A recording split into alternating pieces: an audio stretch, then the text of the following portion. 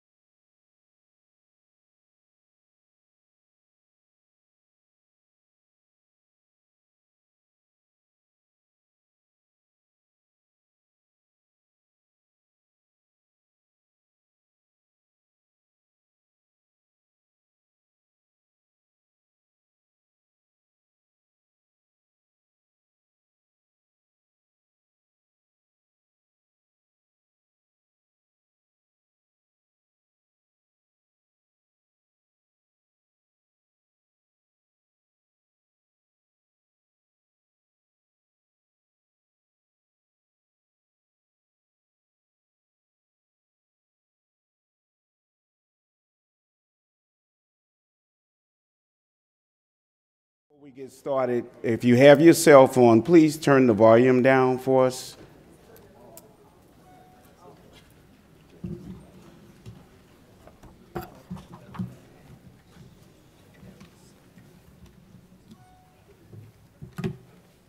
Okay, with that being said, we'll call the meeting to order. With that, we'll have Reverend Floyd Alexander, our chaplain, to get up and do an invocation for us, please.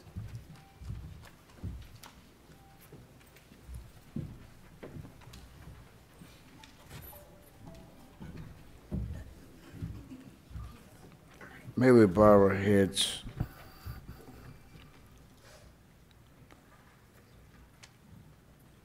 and whisper a word to God as His people.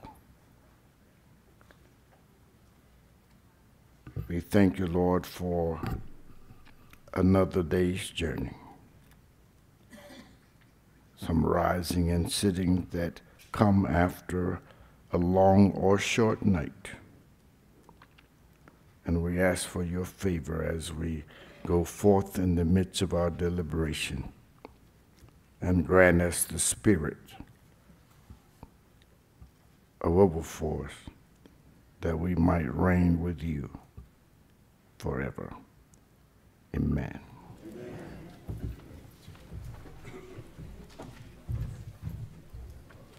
Okay, we'll have the roll call by our secretary, Ms. Latoya McFarland.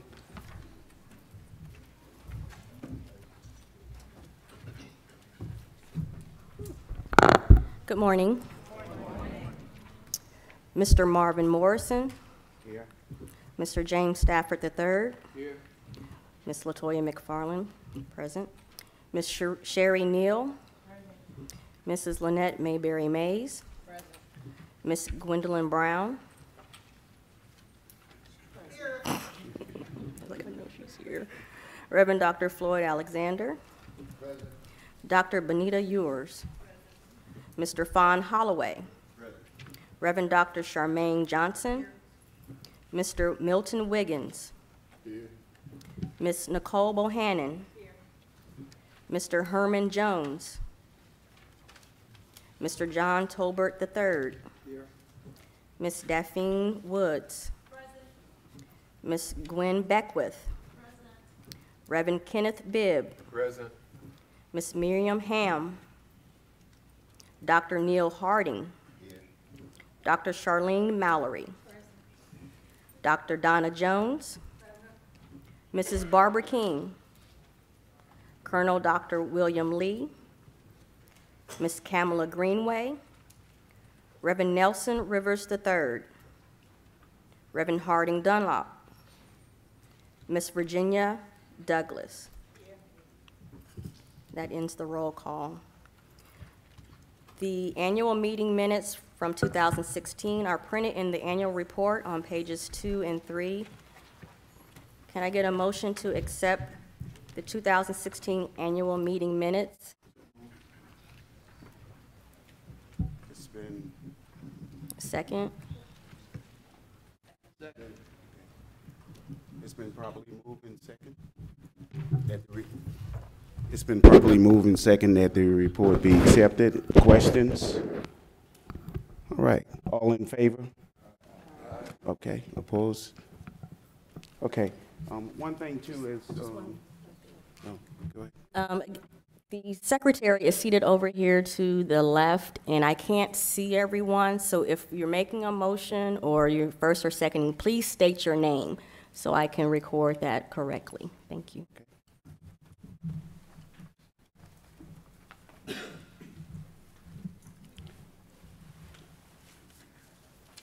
Next I have on the agenda is the president report, and I'm not going to repeat myself about the traveling and different things that I did since April of taking over, but I like to say good morning, and it's wonderful to see everyone here this morning, and what a beautiful sight. I've really enjoyed myself in the last few days.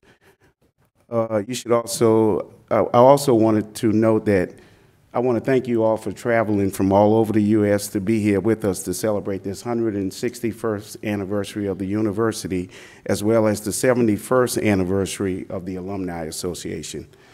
As we celebrate our alma mater at this conference, my hope is that we continue to find strength and to share a resolution to propose in a common, that we honor our legacy moving forward together.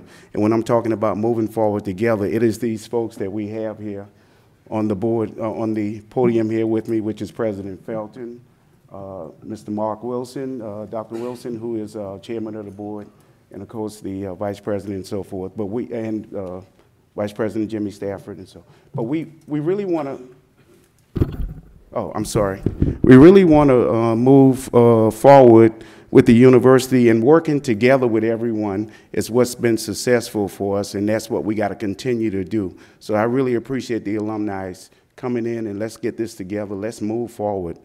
And that's what I would like for us to do. In this season, it was a little different this year because my example of, well, let's put it this way. In this season, we thought of some bad nights. This year has been a weird year for the country. I'll be honest with you.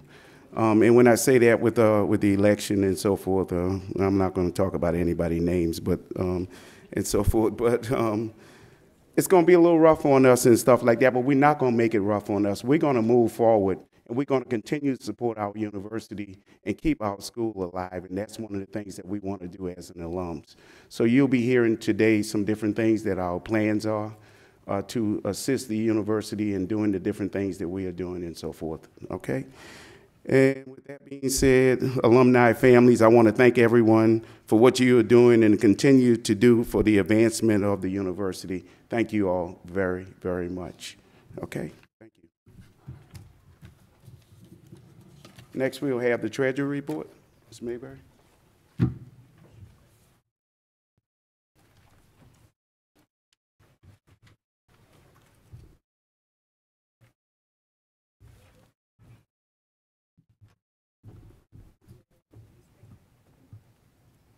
Good morning, alums.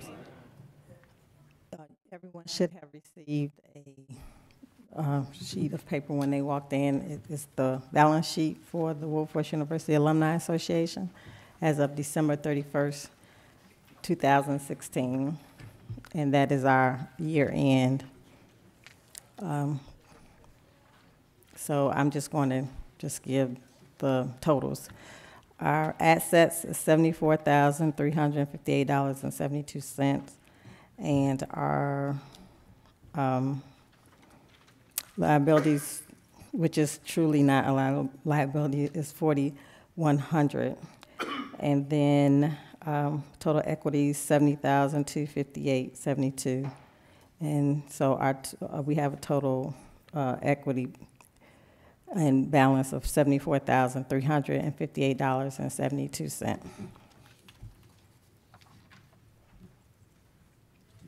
And that is the report that I'm presenting today. And I'd like to make a motion to move it pending audit. So move. Milton Wiggins. Second. I second Howard Lawson, Greater Charlotte. Okay, it's been properly moved and second that the that the Treasury report is accepted with the audit, with an audit to complete it. Any questions, anyone? All in favor, please show by your voting badge. Okay, aye. All right. Opposed? Thank you all. Okay. Next we'll have my big brother, Mr. John Talbot. He's our representative for the Board of Trustees, and we'll have him up next to give us a little report, please. You're not my big brother? You're not my big brother, sir? Okay. Hello, everyone. Good morning. I don't have a report per se at this time. I'd just like to give a few comments about the cooperation that we'll have between the Board of Trustees and the Alumni Association. I serve as the representative to the Board of Trustees for the Alumni Association. And there have been a lot of changes in it, as our board president, Mark Wilson, stated yesterday. We have some new additions to the board. The biggest thing I can tell you that we are focusing on is we have gotten to the point as a board of trustees of running the board as a business, as it should be. And my hope would be that we, as the Alumni Association, would mirror that whole process of running the association as a business, because that's basically what it is. When you have profit and loss, that goes into the category of running a business. And so when we talk about the cooperation between the Alumni Board and the Board of Trustees, it's more in sync than I've seen in a number of years in terms of the two working together. The board tended to its business in terms of what it's supposed to do, and the Alumni Association tended to its business of what it's supposed to do, and allowing the president of the university to do what he's supposed to do. So that's the beauty of that cooperation and being in sync with one another. And I don't know if most of you were at the meeting the other day, but Mark talked about the new board members, the collectiveness of having expertise in different areas, and attorneys, accountants, and so forth and so on that we need to move the university forward, and so that the board can make wise decisions. So I don't really have a report, but that's where we are, and I'll ask for a motion for my comments just to be appreciated, not accepted. Thank you. Okay, we'll use that one just as comments. Someone left their glasses. Oh, John? Okay. Just comments, and we'll move on with the, I'd like to also have Dr. Mark Wilson to please come up, and he needs to make some comment. It isn't on the agenda, you all, but Mark is going to come up and. I know that, so come on up as an introduction, sir. You know what I'm doing now? Yes, sir. That's your comments, sir. Good morning. I asked Marvin to allow me the opportunity to introduce our president this morning for his report about the state of the university, and I asked for that opportunity because I think it's important for us to, as alums, get benefit for what we really have in the leadership of our new president. I say new president. I mean, I guess it still is new. It's maybe a little more than a year now, but I want us as a body to have full appreciation for what we have. I mean, it's a situation now where, if you went to the opening session and the session with Roland Martin and where the president were speaking, you get a sense for where historically black colleges are right now, and the leadership void that's out there is pretty significant. And so we're in the fortunate position at Wilberforce right now to have, the cream of the crop. And I've been out managing for quite a while now, and I've seen, kind of everything. And actually, even in this educational environment and the challenges that we've had at Wilberforce, I've also seen a few things. I'll say that like that on camera. And so where we are right now is we have such a solid, thoughtful, visionary, energetic, experienced leader that as alums, it's really important for us to, have, the thought about how it is that we do things in an intentional way to make sure we keep that in place. The president has done so much to, kind of change the culture and how it is that things at the university are being done, from his staff to the way that they operate, to the way that they interact and work with us as a governing body at the board level. Some of the new initiatives, like, the president's going to talk about what they've done with articulation agreements and partnerships with other schools that foster, the pipeline for kids, coming to us, to, the leadership and management of what we're doing with the renovations on the campus. I mean, it's just it's refreshing right now for me in the position that I have as the chair of the board to have the type of leadership that we have in place at Wilberforce right now to work with. And so I wanted to have that be the baseline for the comments that the president is going to bring to you today. So without further ado, President Felton.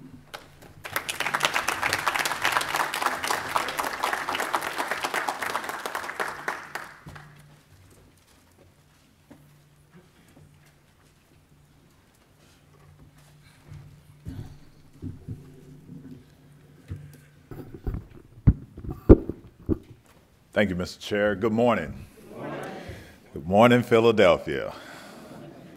I would imagine that everybody here didn't go on the boat ride, and we're just waiting for the folks to come in from the boat ride last night.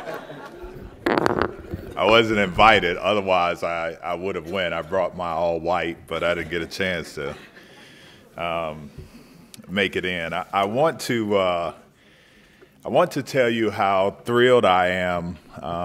This, of course, going into my second year, has been an incredible journey. It's been an incredible journey because of the highs and the lows, the hard work, the sacrifice by many. But I first want to lift up two individuals, and it's really tricky when you get to singling out people. But I particularly believe that Bishop McKinley Young should be acknowledged for the hard work that he's done. It's just been extraordinary to watch him. I had an experience with him as a student at Edward Waters College. He was there and ultimately saved my alma mater. He was instrumental in saving Paul Quinn.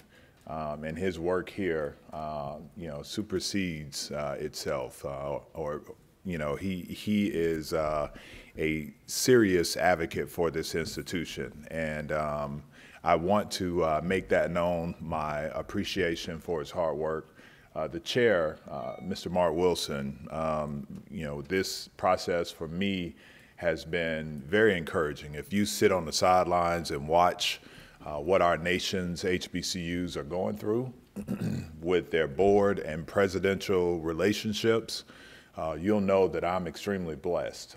I have a straight shooting board that is about results, and I think when there is no moving target, it's very easy to function in a space. And so a lot of that is done by the no-nonsense approach, very goals-oriented approach that our chair dictates for us. And the tone that he set on the board is one that allows, I think, the institution to thrive. So I want to thank them publicly for their work. Also want to,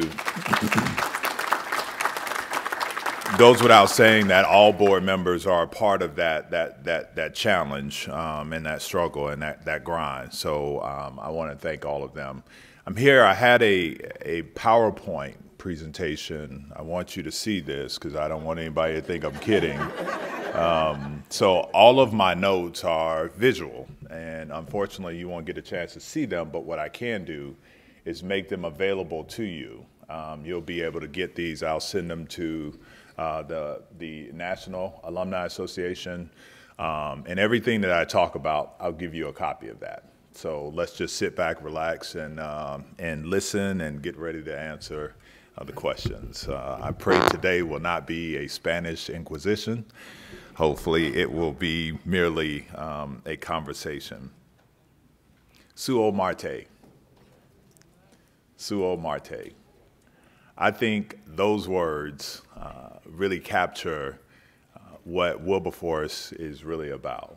Our own toils, our own struggles, and yet we rise. Paraphrasing, but yet we rise. And that's done, I believe, because of the souls of black folk and white folk, the giants who have traversed across our campus. We are indeed very blessed to be at a place like Wilberforce University. And I think for me, by one's own toil, effort, and courage, is how I end all of my letters, all of my greetings, or it starts with my greetings, and it's something that I just believe that we should not be lost on, and should try to embody every day. Barack Obama, well, actually, Winston Churchill said, "The price of greatness is responsibility." The price of greatness is responsibility. Want to share another quote with you from Barack Hussein Obama. We really need to internalize this idea of excellence. Not many folks spend a lot of time trying to be excellent. So I want to come to you today from that notion of being excellent, and how do we internalize that, and what does that look like? And a fundamental understanding that the price of greatness is responsibility. And because responsibility dictates action, we can no longer just stop at repeating those words. We want to be great, we want to be excellent, but there's a responsibility. And what will you do to show that you are great and indeed a practicer of excellence? Our mission statement: Wilberforce University's mission is to help our students identify and prepare for their respective purposes in life as global citizens by imparting knowledge, instilling discipline, and inspiring lifelong learning through critical inquiry. We have core values. Our students are at the center of that existence. Respect, spiritual values, and commitment to their educational success are our priority. Religion: we are an African Methodist Episcopal Church university that believes in the living God. We embrace Christian principles as our foundation. And those Christian principles, ethics, integrity, and honesty, are exhibited in the Christ of Scripture, are an essential part of our spiritual growth and permit us to develop our relationships with God and one another.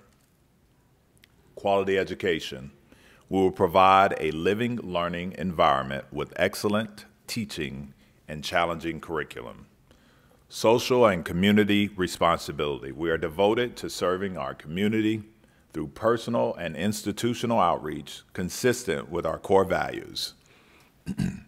Our history and tradition: we embrace and cherish our history and take responsibility for ourselves through the 21st century and beyond. We wanted to make sure that everybody understands the mission and our core values, and we lead our programs with those. We have 3 framing imperatives at Wilberforce: excellence, innovation, and kindness. Our Wilberforce University preamble: Wilberforce University is currently experiencing a renaissance. Excellence, innovation, and kindness are the framing imperatives of the Wilberforce Renaissance. At Wilberforce University, the Renaissance is further defined by operational efficiency, fiscal responsibility and strength, and an intentional focus on providing a rich campus engagement experience for every student enrolled. The Renaissance is also a cultural rebirth of Wilberforce University based on the rediscovery of its significant history as America's first private, historically black college and university, formed by African Americans, and a renewed commitment to building upon that noteworthy and venerable legacy. The Renaissance allows us to operationalize our mission and act as a bridge to intellectual curiosity and rigor, academic achievement, social change, and the cultivation of an entrepreneurial spirit in the 21st century. We've also thought it necessary to incorporate value drivers, and there are 6 of those: operational efficiency, developing policies, procedures, and practices which assure and assess the highest standard of workplace effectiveness; Academic excellence, establish rigorous and challenging academic programs and intellectual experience. Fiscal efficiency, establish policies, procedures, and practices which reflect the best and most promising key performance indicators in fiscal management. Image enhancement, establish a programmatic infrastructure which supports the implementation of a comprehensive approach to plan, repair, and enhance the image and reputation of the university with internal and external constituent groups. Civility and kindness. Establish policies, practices, and programs which create and support an institutional and campus climate of genuine collegiality, mutual respect, and workplace collaboration. And last, student engagement. Establish policies, practices, and programs which create and support a vibrant, enhanced, rich, and holistic student experience that expands learning beyond the classroom. We also thought it was important to help redefine and reimagine what it means to do it the Wilberforce way. As you can imagine, you've worked your career, you get places and you hear about the culture, and you hear, this is the way we do it. This is how we do it at Wilberforce. We're not doing it that way. So we wanted to capture what it looked like to do it the Wilberforce way. And so we talked about that, and I'll read the last excerpt. While the hallmark values of excellence, innovation, and kindness form the foundation of the Wu Wei, embracing and living the Wu Wei involves a broader and deeper commitment to personal and intellectual transformation. The Wu Wei respects and celebrates and appreciates humanity in every human being. It respects diversity, it values kindness, and it embraces the excitement of intellectual curiosity. And the pride and respect of Wilberforce University, its histories and tradition, and its place as a national treasure and a role in the personal and intellectual development. I gave you all the boring stuff first. And I did that because I wanted you to know that the devil is in the detail. And if the foundation isn't set, if people don't know where they're going, what the expectations are, it's a lot easier to go down any road. We believe that every individual that comes to Wilberforce University should believe in these core values, should believe in the mission of the institution, should practice in excellence, innovation, and kindness. And so we wanted to make it very clear, pristine clear, what the expectations were as a member of the Wilberforce University family. I want now to talk about an area that I'm very happy to talk about, and that's fundraising. The Office of Institutional Advancement. It took us a long time to get the young lady that we wanted, the young lady that we had conversations with from the very first day that I got here. And it took a while for us to get Miss Neely, and she's now here. And so she, along, please give her a hand, Jocelyn Neely. We also added another individual to our repertoire, Ms. Neasia Simon, who is also an alumnus of Wilberforce University, who will be our Director of Marketing and Public Relations.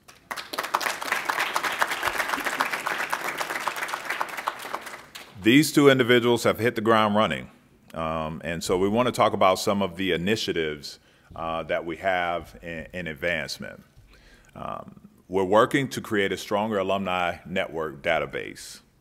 We're working on innovative funding ideas that capture the attention of alumni and friends of the institution.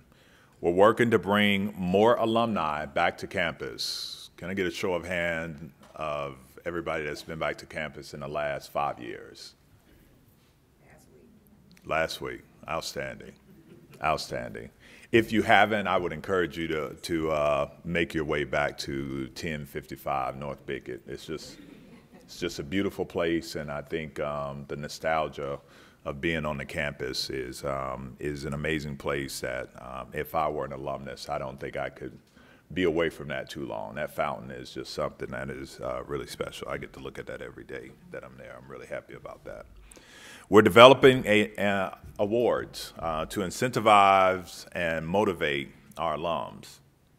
We will be presenting the criteria a little later, but we want to present from the institution's perspective. We know that the alumni has things, but we want to present the alumni chapter of the year, and we will call that the President's Cup. We want to award the Outstanding Alumni of the Year, and we will call that the Daniel Payne Award. And we want to award and recognize the Outstanding Advocate of the Year, and we will call that the William Wilberforce Award. We're working to develop new media and social media networks to enhance the visibility of the university, allowing participation from the alumni and students. In doing that, one of Ms. Simon's first exciting projects that she wanted to take on was a newsletter. And we know that there's not enough communication, there will never be enough communication flowing from the institution externally. And so she came up with 3 titles, and again, we'll give this for you to be a part of, but we want to do a monthly newsletter that goes out with the name of either The New Dawn, Swell the Chorus, or Glorious to View. Those 3 names, and if you have any suggestions, we'll be more than happy to entertain those, but we thought it'd be nice to intertwine the wonderful alma mater or things that really are reflective of the Wilberforce experience in that newsletter.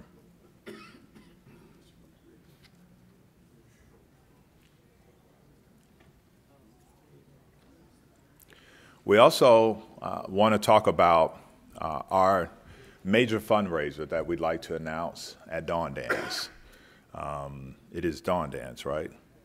Dawn Dance. Well, we were debating whether it was Homecoming or Dawn Dance that we do it, but Ms. Neely, one of her first initiatives is to have a Harlem Renaissance ball, Harlem Renaissance themed ball at Dawn Dance, Black Tie Gala on the campus to raise money for scholarships. We're really excited about this idea. You can bank on it now, so when you come back in March, which will be the 23rd through the 26th, the weekend before, the weekend that we normally have Dawn Dance falls on Easter. And I don't know that we can compete with Easter, so at least I'm not trying to anyway. But there will be a gala that we'd like to have every year. Our sincere desire is to ensure that when people return to Wilberforce, Ohio for homecoming or Dawn Dance, that they're on campus as much as possible. And we want to work with you to figure out what that looks like. There's a ton of space on campus, and we just have to reimagine your ideas. It may not be ideal for some of your fancy galas, but I think if we're creative, we can help you reduce the amount of money that you spend externally and increase the amount of money you give internally.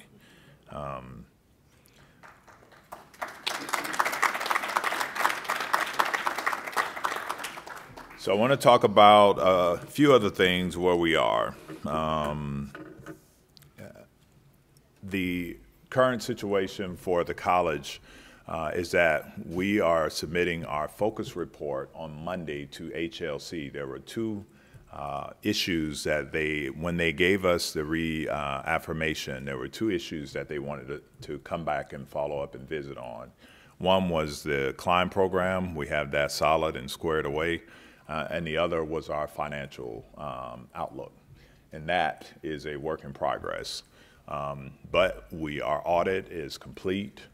We are now working on 16-17's audit. 15-16 was a beast to take care of. We finally got it taken care of. and we're happy, and we'll have them on campus in October. I suspect that we will have a very, very challenging conversation regarding our finances, but there are several things that they want to see, and it's written, it's public information, and one of the most critical is our ability to raise money. And we believe institutionally we've been able to do what we can by way of grants. We've raised almost $1.3 million in grants last year. And that was significant because there had not been grant movement in last several years. The other piece is alumni giving. You should be commended for what you've done in a year period. 15, 16, it was 1%, less than 1% giving. 16, 17, it's 9%. You should be commended for that. I don't know what the nexus is between free-flowing giving. I don't know, and I don't know what it is. I don't know what the magic trick is. I know that when we got to Livingstone College, my previous institution, we had 4% alumni giving. And we were recognized, and that was in 2008. And in 2012, we were recognized as the #4 HBCU with alumni giving annually up to 22%. And so that know-how is with us here at Wilberforce University, and it wasn't a secret. It was relentless communication, it was constant asking, and it was showing that there was solid leadership with a clear direction forward. I believe that we have solid leadership with a clear direction forward, and we will continuously ask. And I believe that clear direction should enamor you with knowing that your resources are being used the best way needed, so to ensure that the institution is moving in the right direction as quickly as possible. HLC wants to also see how we cultivate gifts. They also want us to manage or really address our pledges. We had over $2 million in pledges, 2.5 to be exact, that's recorded, and we collected about 800,000 of that. So we, fortunately and unfortunately, we have to erase all of those pledges and start over again. We made it our business, Ms. Cope will tell you, and some of you, if you did pledge, we sent out pledge reminders my first year at least 3-4 times. We didn't get that much of a response, but that's okay. The only thing that matters now is what happens next. So our current fiscal situation also will be looking at how we verify financial aid, et cetera. We feel pretty good about that. You need to know that right now there's a $7 million debt that we have, and we operate at a $2.5 million deficit. And we do so because of the outstanding debt that we've had and our ways to address that, which was really the only way that we could was to do what normal folks do when they have equity in their homes and they take out an equity loan. But in this instance, we are selling the alumni multiplex and doing a lease back. That gives us an opportunity between now and October, we need to arrest about $7 million in debt. And with the sale of this property, this will put us in a really good spot, a place that gives us a little more runway to take off. Because right now, if that sale does not occur, we are going to have some major fiscal issues with our back debt. We came in with the help and the guidance and the approval of the board to make drastic changes. We've cut, initially we cut almost $1 million, $927,000 off the payroll. We did that instantly. And we are still trimming where we see fit. We are reducing our deficit by way of cutting the biggest cost, which is the fixed cost of personnel. We went from I think it was 9 folks in our IT department down to 2.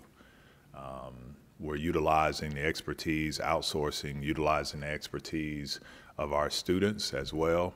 Most of the work that is done on a campus with IT is somebody forgetting their passwords, usernames, etc. Utilizing the students that we have to go by and do those things, and reserving the skilled folks to do the hard stuff. We went from a $423,000 payroll in IT down to just over $100,000. We've looked at every area to really address those issues. We are right now really excited about not only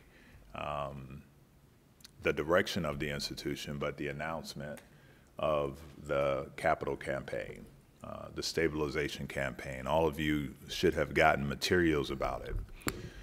Now, you're asking, if you're selling $7 million worth of property, what more do you need? Well, if you've been on campus, I don't need to answer that question. Our faculty, who I just had the pleasure of speaking with yesterday, welcoming them back, not yesterday, but Thursday, welcoming them back, talked about the need to update the infrastructure. I got a piece of hate mail, and I'm officially a president now. I got my 2 anonymous hate mails. I was telling the chair that, but he didn't blink because he's been getting some hate mail for a time. But I wanted him to hear my cry. I had gotten some hate mail, but some of the stuff in there was really valid, and they wanted me to address some stuff like classroom materials that have been there for 20 or 30 years, doors, dorms, the lack of infrastructure for our students, our driveways, sidewalks, and parking lots. We just really need to update our institution. We really do, and our students deserve it.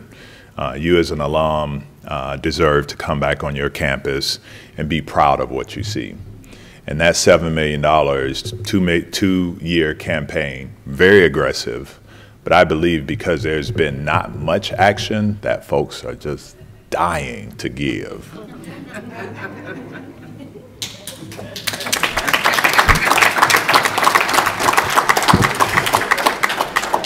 Maybe not, maybe not. I want to talk about, we've talked about money, we've talked about where we need to go. I know Mr. Chair, as I call him, Brother Wilson, Mark, Dr. Wilson, I know he shared some of the highlights with you. And I want to talk about, just briefly and reiterate those because I think they need to be uplifted. I want you to know that we are serious about doing the work at your alma mater. We understand that we've been entrusted with a sacred trust that we keep near and dear to our heart. And we've been working day in and day out to try and figure out how we get it done. The board appointments, we've talked about those. The new board governance model is something. I'm a policy wonk of sorts. And I study board governance and leadership, and I'm really excited about our adoption of the new board governance, which we went from probably 9 committees, I think, down to 5.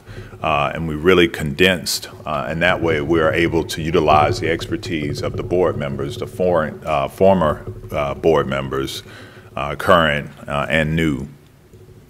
So we have an academic and student services committee, we have an audit and Risk Management Committee, an Innovation and Sustainability Committee, an Executive Committee, and Operations Committee.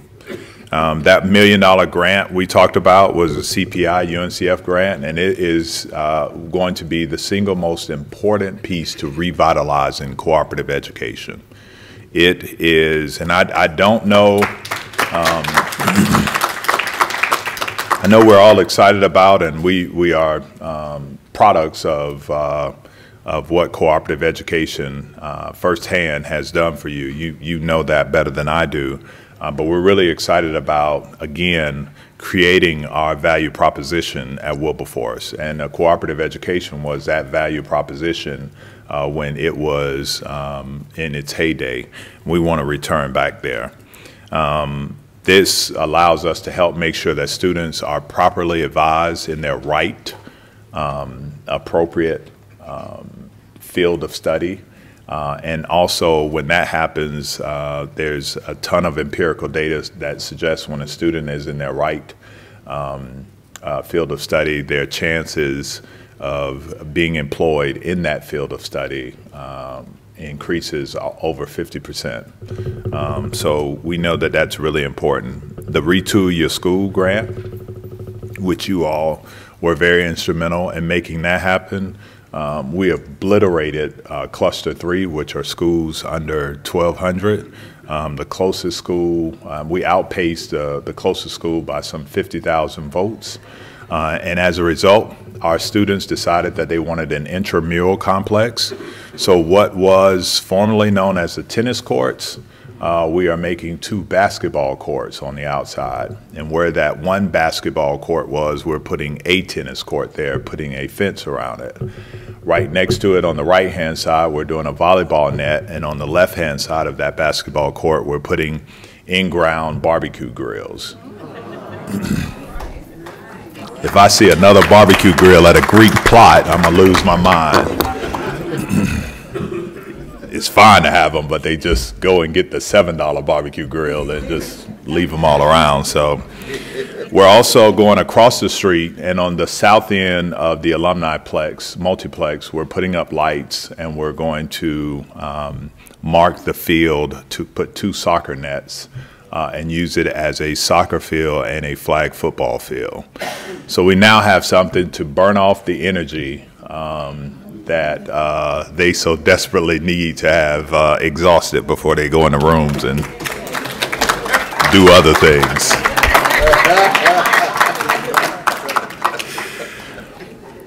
I want to talk about, it's happening.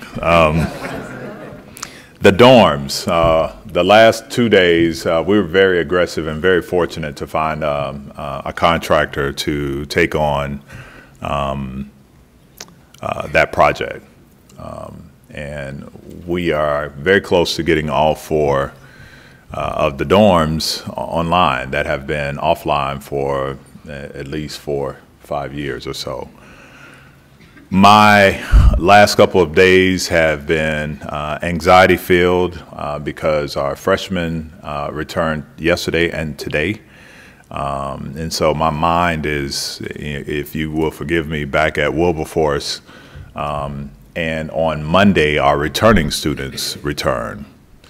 And so we have not been able to get the certificate of occupancy, which we were hoping on Friday. And yesterday we were hoping to get. We believe that we'll be good to go on Monday. We're hoping and praying. But I've spent the better part of 3 hours yesterday dealing with parents who were upset about the living arrangements. And so, I don't know what can be done other than pointing to the building across the street as the evidence of just a little patience to get us to where we need to be. But I say all that to say that if you lived in one of those dorms, you'll be able to revisit. We actually had a slide put together of what those dorms looked like and what they look like now. And it is a total transformation. It's remarkable. We even had Allen Commons painted. The dorms were painted. It's a lighter gray to tie into the other dorms on that end of the campus. So we're tying everything in on that end of the campus, including Allen Commons. Really excited about it. They look amazing. The chair has walked through. We've had him in, and the bathrooms are nicer than some of the home bathrooms that I've been in. Don't have as much money as you all, so you've probably been to better bathrooms than I have. So I work at Wilberforce, so we don't get paid that much. So I'm going to leave you with the campaign. I'm going to leave you with the campaign, and I'll open up the floor for questions. But I want to leave you with the campaign and why it's so important for us to do that. If you believe that Wilberforce should be here tomorrow, you should give. If you believe that Wilberforce is remotely responsible for where you are today, you should give. If you want Wilberforce University to be a part of the national narrative tomorrow, next month, next year, you should give. You should give because there are thousands of students who are in the pipeline, who don't know that they will be in the pipeline, who need a place like Wilberforce. And I say a place like Wilberforce because we're not a school for second chances, just that. We are not a school where people didn't have any other place to go. They decided to come here. We're not that. We are not a place that's just giving a substandard education. We are not that. We are a place that sits on a platform of John Newton and Amazing Grace, William Wilberforce, who abolished the British slave trade, and Daniel Payne. We have to move from that space to being able to talk about the Mark Wilsons, the Keith Hunts, the Donna Ali's. We need to be able to talk about where we are now as opposed to where we were. That foundation, a glorious one to view, is wonderful, but it matters not to a millennial who has no idea what Amazing Grace was, who Daniel Payne is, and what William Wilberforce did. If you want your Wilberforce, my Wilberforce, our dear old Wilberforce University to be vibrant, to be progressive, and to be at the tip of the spear, you need to give. And you need to give in a sacrificial way. I never understood what that meant until I pledged $10,000 last year and going through those months where they were taking it out of my check. I realized what sacrificial giving means. But I did it not because it was sacrificial at the time. I did it because I knew as a leader that I needed to demonstrate that I would be willing to give. And I knew conversely when the tough times came that when everybody else took a 20% pay cut, I needed to take a 25% pay cut. I knew that I needed to do that. Action speaks much more louder than words. I cannot hear what you're saying because your actions are drowning out your words. We need not that to be the narrative here at Wilberforce. You need not talk about how much you love Wilberforce without demonstrating through action how you love Wilberforce. Roland Martin talked about some things, and I could not have paid him to say what he said because he touched on a variety of different things that were really important and that, quite frankly, we need to hear. That article talking about 50 schools being left in 10 years, there might be some truth to that. But I'm a zealot for these schools and I'm a believer. And so I don't want to believe that. But the practical part of me says that as long as our rooms keep looking like this, the way they do now, and if we can't find Brother Torrey, where you at, my brother? Torrey? If we can't get Torrey and Jocelyn and LaToya and Sherry to get their classmates to get up off their butts and to get into these classrooms, into these conference spaces, we will be in that number. And it's unfortunate, but it's the truth. We have to give. The last thing he talked about were pens, right? And how Texas A&M, or whatever the name of the school is, he went to. I got no love for those PWIs, none. And I went to one of them, so I have no love for them. But they don't have the market on innovation. They don't have the market on giving. They don't have the market on alums who are zealous about their institution, nor do they have the market on leaders who know what to do. So I'm glad he talked about his pen, his little pen. I'm glad he talked about his little pen, because it was little. We have some real pens, right? And we brought bags of these pens because we're in a new fiscal year, right? And one of these pens is a gold pen. Gold used to be the standard, right? But this is not silver, we call it platinum, right? And so those who give under $2,500 this year will be able to walk around with a gold pen. Those who give over will have a platinum pen. I hope that every one of you will pledge, give or pledge or both before you leave here to be in one of these categories. And don't worry about whether or not we have enough pens, because we got plenty of them. All right? I cannot tell you what it means to be the president at the oldest private historically black college. I want you to know that my work is something that I enjoy and deem as a labor of love. I count it a privilege to be amongst you, those who have labored in the vineyards, toiled at the oldest private historically black college in America, and I'm happy to be a part of your team. Suo Marte.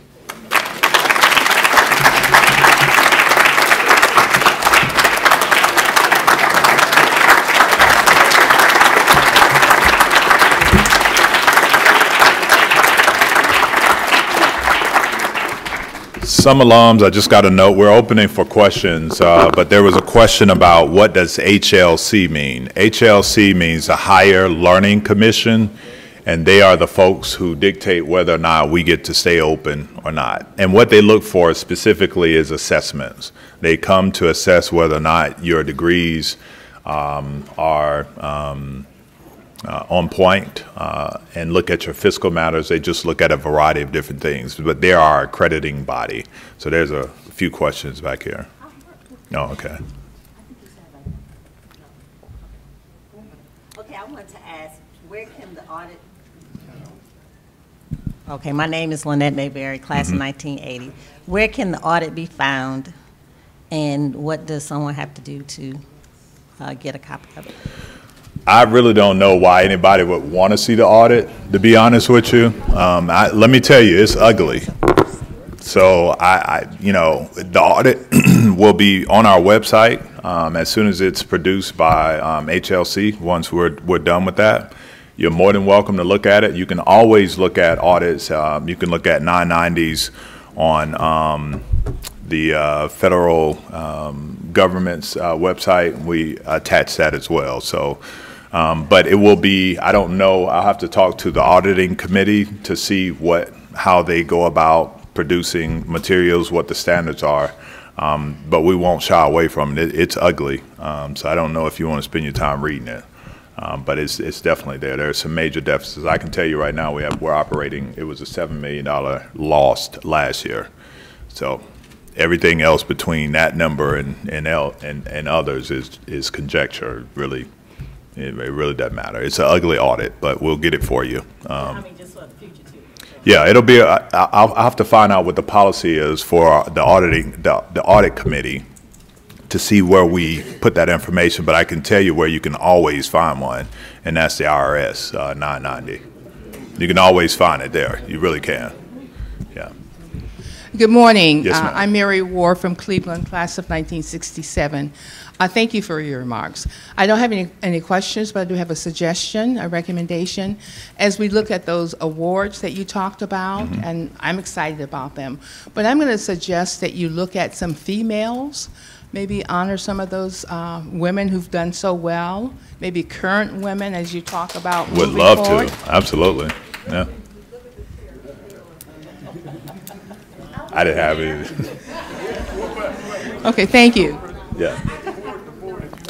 Yeah, the president makes, I mean, the chair makes a good point. Our board is diverse with leadership. My cabinet is diverse with leadership at the highest level. So we do have an appreciation for the contribution of women. But we can look at doing something special for women. Yes, ma'am. Yes, sir. Yeah. Good morning, everyone. My name is Keith Hunt, Philadelphia alumni, and class of 73. And President Felton, I don't know as much a question as just a request. And before I do that, I want to kind of give some context. Like, we have Carol Bernardino, who used to be our alumni director here, and now we have Jocelyn Neely, which is a passing of the torch generationally. And you talked about that in your comments about the next generation of alumni to be in this room, et cetera. Can you elaborate a little bit more about the vision? You talked about vision values, but can you elaborate a little bit more for us old heads about the next generation, the millennial generation view of the university? There's been discussions here and there, comments here and there, explanations here and there about a niche market kind of a platform to distinguish our university from others in this new generation, in this 21st century. Can you elaborate a little bit more about that? Yes, sir. So that us old folks who are stuck in nostalgia can begin to really kind of get an impression of what the new world order should Yes, look sir. like. Yes, sir. That's a really great question.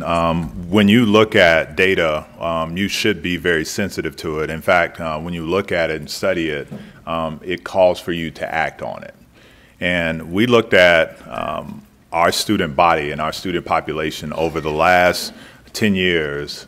72% of our degrees have been in business administration, 72% of them. As I said, the first day on Thursday, when you walk across the campus, if you walk up on a student, male or female, in their respective voices, they'll tell you what they're going to do when they graduate, and that is to open up their own business. They all want to be entrepreneurs.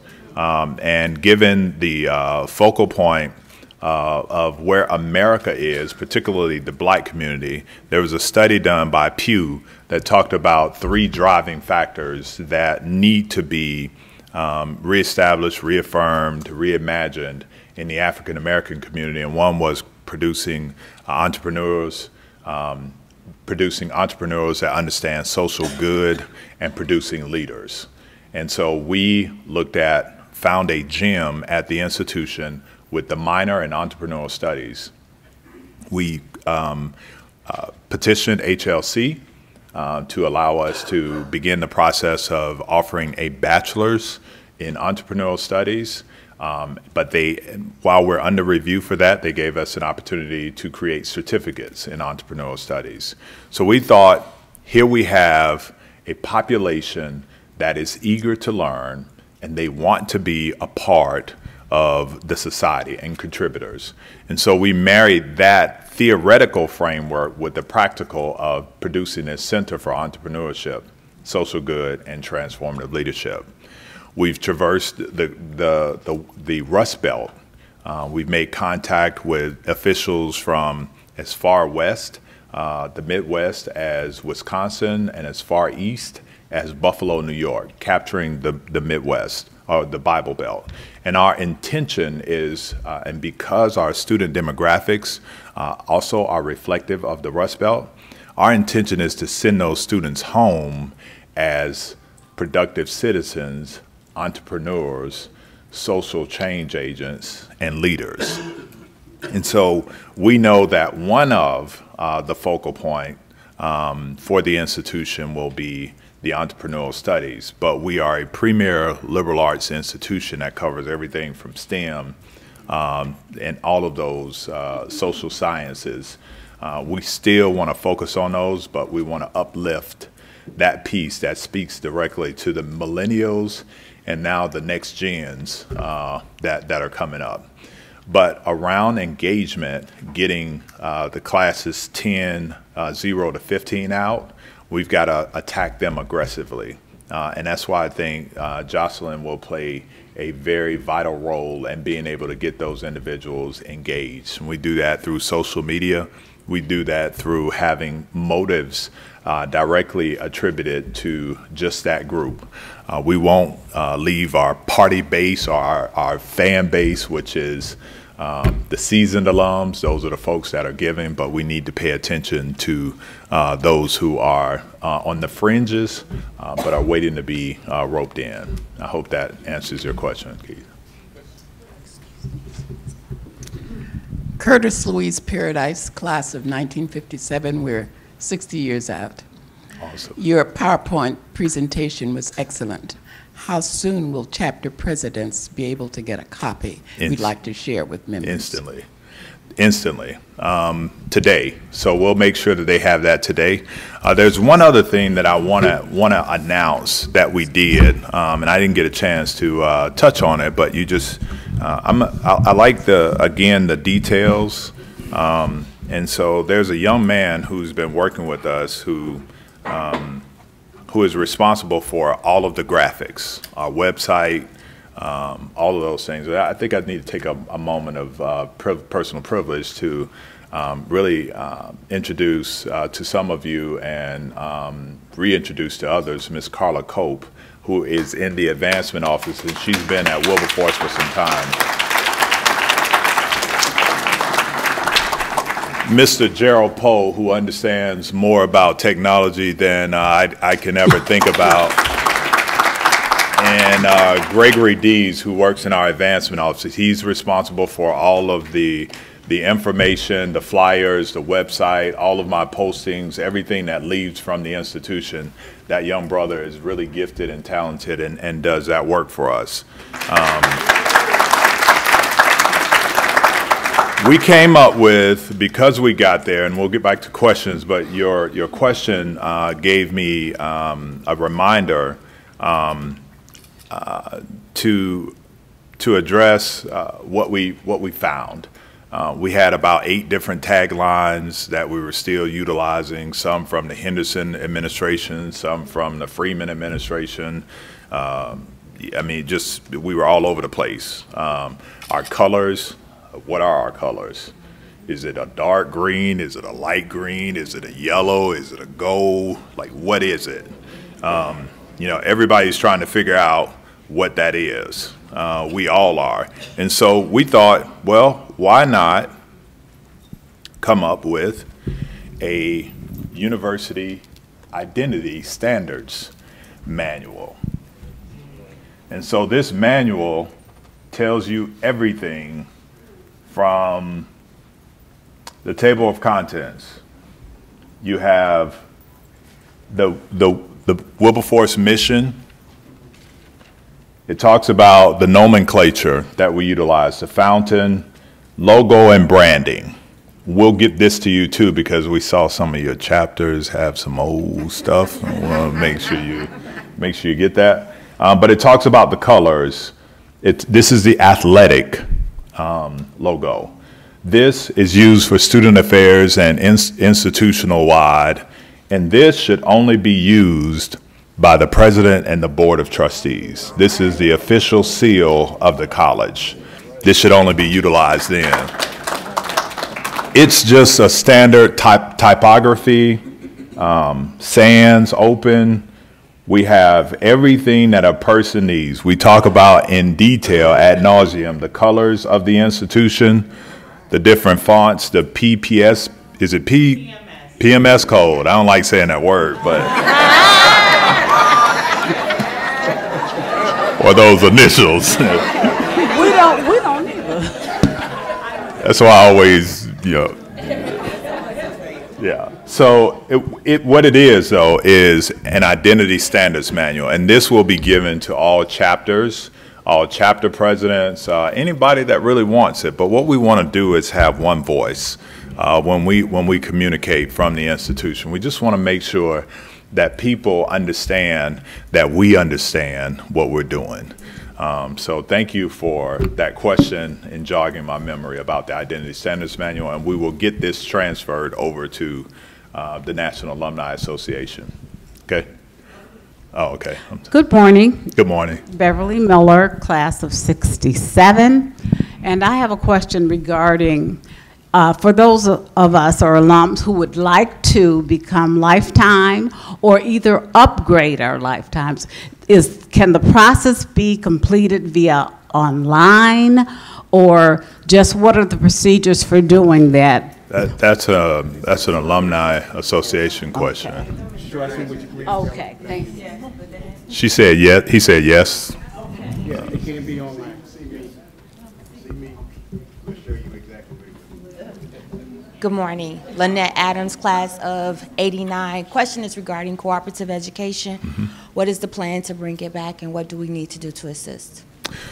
Good question. Right now, we've had two individuals. One of them is, where is he? Has been on our campus. Booker, where you at, Booker? Dr. Booker has been on the campus working with, and we have our thoughts about where we are. And here in the next couple of weeks, we are going to figure out if we've got the right person moving forward. But we know that that's a place that has to have a vibrant, energetic person who is not interested in being on campus, but being off campus, cultivating relationships that put our students in a good space. So we're working on that right now, ma'am. Okay. Why don't you make sure we get your information? Yes, sir. Dr. Felton, board, Lester Holmes, class of 1999.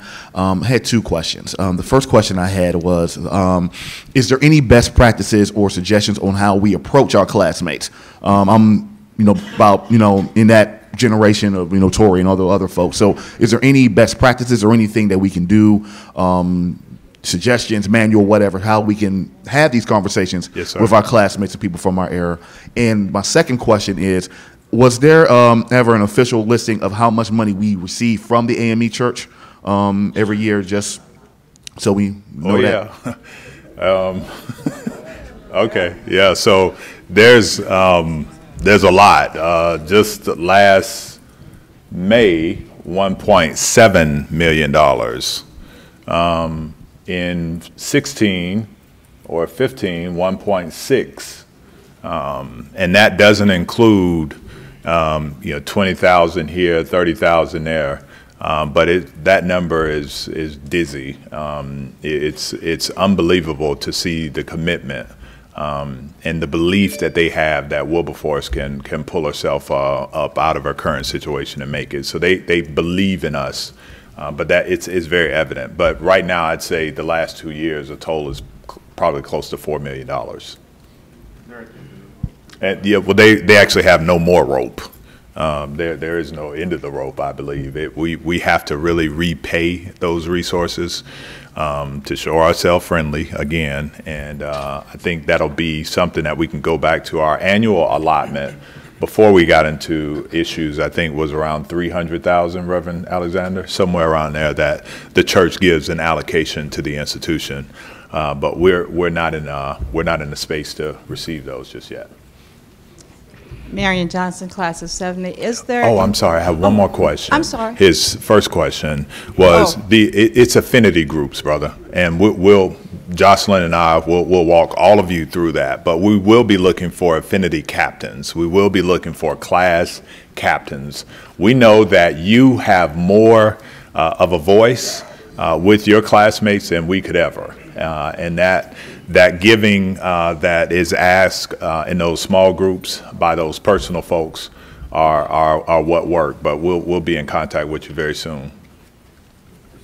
Marion Johnson, class of 70. Is there going to be a way that the alums can come, like you have job fairs, that we can come back as alums, in kind, whatever, for a day of you don't have education there, to become teachers, and the areas that I had. But let the students see, those of us who from class ought to, where Yes, we ma'am. are. Just a suggestion. Yes, ma'am. If you've ever reached out to me on, Messenger or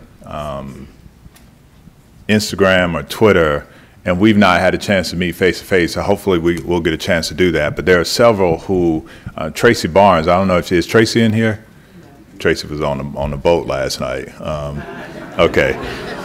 Have to give her a hard time. But we've been working with her and another young lady about bringing alums on campus to do several things. Cleanup, we're working on making next year's alumni cleanup a real big deal.